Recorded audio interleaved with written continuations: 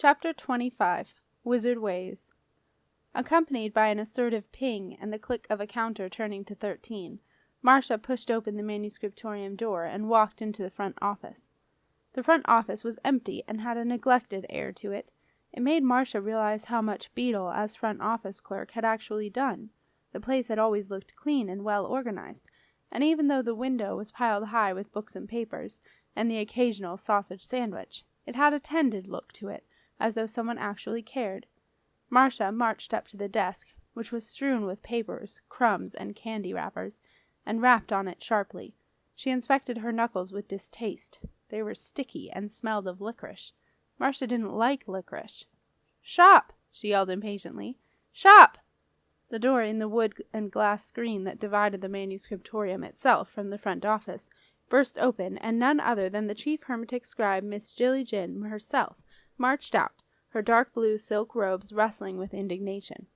"This is a place of study and concentration, Madam Marcia," she said crossly. "Please respect that. Have you come to pay your bill?" "Bill?" Marcia bristled. "What bill?" "Invoice number 0000003542678B is still outstanding. For the window." Marcia sniffed. "I believe we are in dispute about that." "You may be in dispute, but I am not," said Jilly Jin. "There is nothing to dispute." "Whatever," said Marcia, catching a word and intonation that Septimus had recently begun using. "Now, I have an appointment for the vaults." Marcia waited, tapping her feet impatiently. Jilly Jin sighed. She looked around for the day book, and finally extracted it from under the pile of papers on the desk. She turned the thick cream pages with great deliberation. "Now, let me see. Ah, yes, well, you have missed that appointment by 2 minutes and—" The chief hermetic scribe consulted her timepiece that hung from her rotund waist. 52 seconds. An exasperated noise escaped Marcia. Jilly Jin ignored it. "However, I can give you an appointment in 17 days' time at, 3:31 precisely," she said. "Now!" snapped Marcia. "Not possible," retorted Jilly Jin. "If Beadle were here—" "Mr. Beadle has left our employment," Jilly Jin said frostily. "Where's your new clerk?" asked Marcia. Jilly Jin looked uncomfortable. Marin had not shown up for the second day running. Even she was beginning to doubt the wisdom of her latest appointment. "He is, engaged elsewhere." "Indeed? What a surprise! Well, as you are so short-staffed, it seems I shall have to go down to the vaults unaccompanied." "No, that is not possible." The chief hermetic scribe folded her arms and stared up at the extraordinary wizard, daring her to disagree. Marcia met her dare. "Miss Jin, as you well know, I have the right to inspect the vaults at any time, and it is only as a matter of courtesy that I make an appointment. However, courtesy seems sadly lacking here. I intend to go to the vaults right now." "But you went there only last week," Jilly Jin protested. "How true, and I intend to do it every week, every day, and every hour that I consider it to be necessary. Stand aside." With that, Marcia swept by and threw open the door in the thin partition that led into the manuscriptorium. 21 scribes looked up. Marcia stopped, thought for a moment, then threw a large gold coin, a double crown, on the front office desk. "That should fix your window, Miss Jin. Get a decent haircut with the change." The scribes exchanged glances and suppressed smiles. Marcia strode through the lines of tall desks, well aware that 21 pairs of eyes were following her every move. She pushed open the secret door in the bookshelves and disappeared into the passageway that led to the vaults. The door closed behind her, and Partridge said, "Meow!" To Partridge's delight, the newly appointed inspection clerk, Romilly Badger, giggled. Down in the vaults, Marcia discovered 2 things, one pleasant, the other much less so. The pleasant surprise was that Tertius Fume, the rude and overbearing ghost of the vaults, was not at his post. For once, Marcia was able to go into the vaults without being harassed about passwords. Marcia enjoyed being alone in the vaults. She lit the lamps, left one on the table by the entrance to guide her back, and took the other deep into the musty vaulted chambers that ran under Wizard Way.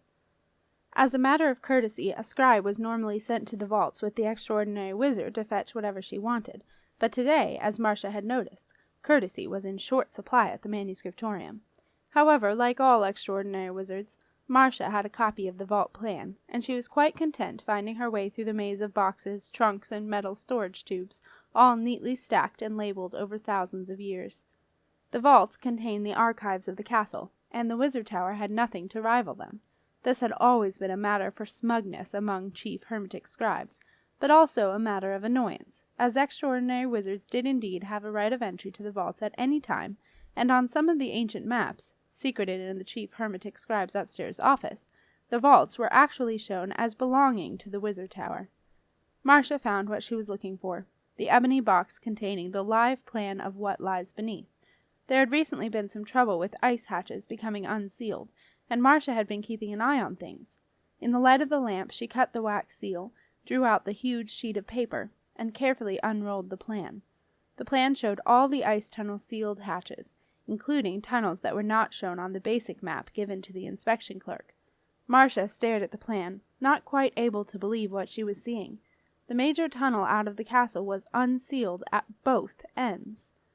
Minutes later, the secret door in the bookshelves banged open, and Marcia burst into the manuscriptorium.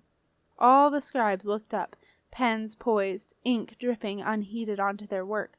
They watched the extraordinary wizard speed between the desks, and disappear into the narrow, seven-cornered passageway that led to the hermetic chamber. A murmur of excitement spread through the room. What would their chief hermetic scribe have to say about that? No one, not even the extraordinary wizard, entered the hermetic chamber without permission. The scribes waited for the inevitable explosion. To their amazement, it did not come. Instead, Jilly-Jin appeared at the entrance of the passageway, looking a little flustered, and said, "Miss Badger, would you come into the chamber, please?" With the accompaniment of sympathetic glances, Romilly Badger slipped down from her seat and followed Jilly-Jin into the passageway. "Ah, Miss Badger," said Marcia, as Romilly entered the hermetic chamber in the wake of Jilly-Jin. The chamber was a small, round, whitewashed room, simply furnished with an ancient-looking glass propped against the wall, and a bare table in the middle.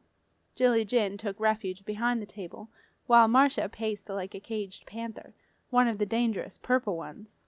"Yes, Madame Overstrand?" said Romilly, convinced that she was about to follow in her predecessor's footsteps and be summarily dismissed. "Miss Badger, Miss Jin informs me that the key to seal the ice tunnel hatches is not at present available. In other words, it is lost. Is that correct?" Romilly was not sure what to say. All she knew was that she had only been the inspection clerk for 4 days, and she had yet to set foot in the ice tunnels due to what her chief hermetic scribe called a technical difficulty. "Miss Badger, have you actually seen the key since you took up your appointment?" asked Marcia. "No, Madame Overstrand, I haven't." "Does this not strike you as odd?" "Well, Romilly caught sight of Jilly-Jin's gimlet glare and faltered.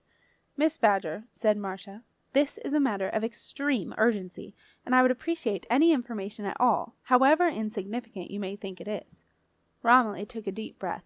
This was it. In half an hour she would be out on the streets, clutching her manuscriptorium pen and looking for another job, but she had to answer truthfully. "It's the new scribe, the pimply one who some people say is called Marin Meredith, although he says he's Daniel Hunter. Well, the day after Beadle left, the day I got appointed inspection clerk, I went to have a look at the key safe. That's the box where the key is kept when we're not in the tunnels. And he was there. When he saw me, he shoved something in his pocket and scuttled away. I told Miss Jin, but she said it was fine, so I supposed it was, even though I thought he looked really guilty." Romilly faltered again. She knew she had done an unforgivable thing in the eyes of Jilly-Jin. Jilly-Jin glared at Romilly. "If you are implying that Mr. Hunter took the key, I can assure you that that is not possible," she snapped. "There is a lock on the key safe that only a chief hermetic scribe can undo." "Except," said Romilly. "Yes, Miss Badger?" said Marcia. "I think that Mr. Hunter might well know the undo." "Nonsense!" said Jilly-Jin. "I think the ghost of the vaults might have told him," said Romilly tentatively. "Don't be ridiculous!" spluttered Jilly-Jin. Romilly did not like being called ridiculous. "Well, actually, Miss Jin, I think the ghost of the vaults did tell him. I heard Mr. Hunter boasting that he and, Tertius Fume," Marcia supplied. "Yes, that's it. He and Tertius Fume are like that." Romilly intertwined her 2 index fingers. "He said that the ghost had told him all the arcane codes.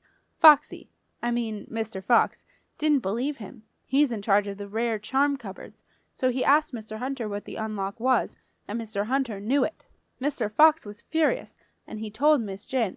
And what, pray, did Miss Jin say? Asked Marcia, sidelining Jilly Jin. I believe Miss Jin told Mr. Fox to change the lock, Romilly replied.